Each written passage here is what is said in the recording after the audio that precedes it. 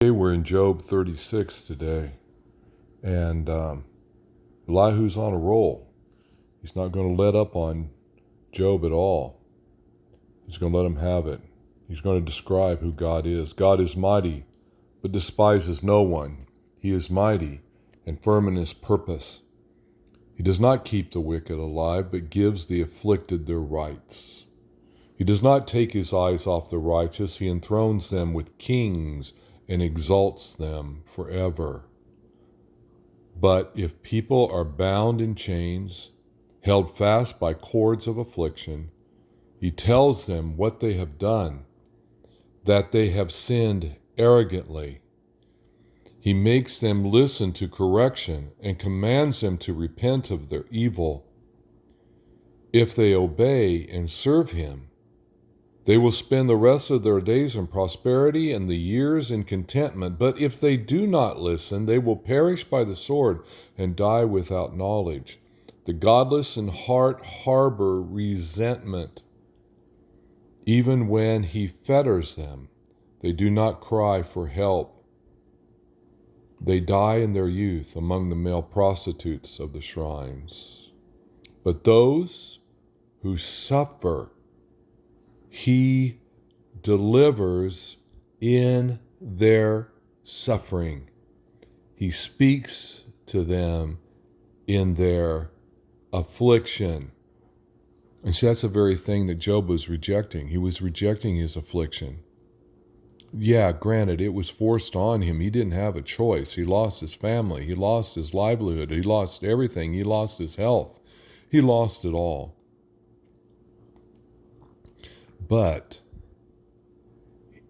in the midst of all of that, he allowed his suffering to make him bitter.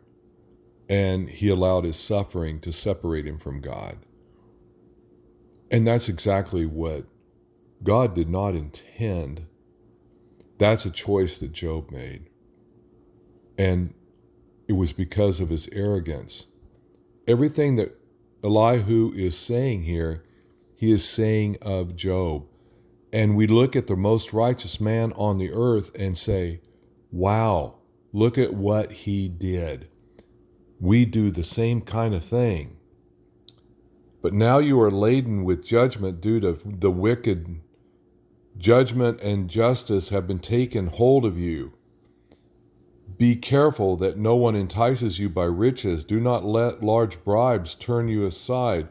Would your wealth or even your mighty effort sustain you so that you would not be in distress? Do not long for the night to drag people away from their homes. Beware of turning to evil, which you seem to prefer to affliction. And this is just it's a key verse. He is rejecting his affliction. Of course, that's what we do. When we have suffering, we turn to the medicine cabinet.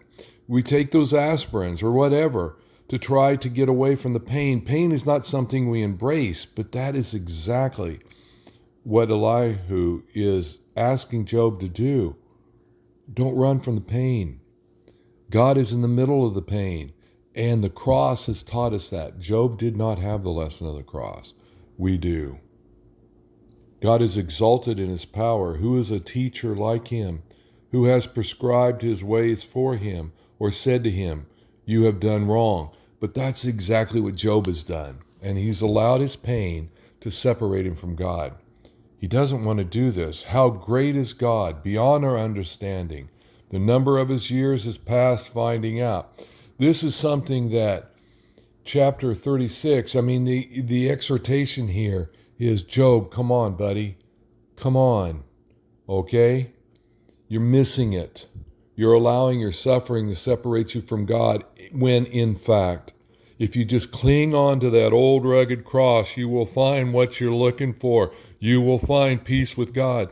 And when you find peace with God and you know that you are seeking after him, you will find yourself refreshed and restored. Even if you don't get your wealth back, even if you don't get your health back, even if you don't get your family back, you get him. And that is what marks a wonderful life. The one who knows God. Oh, may we be that people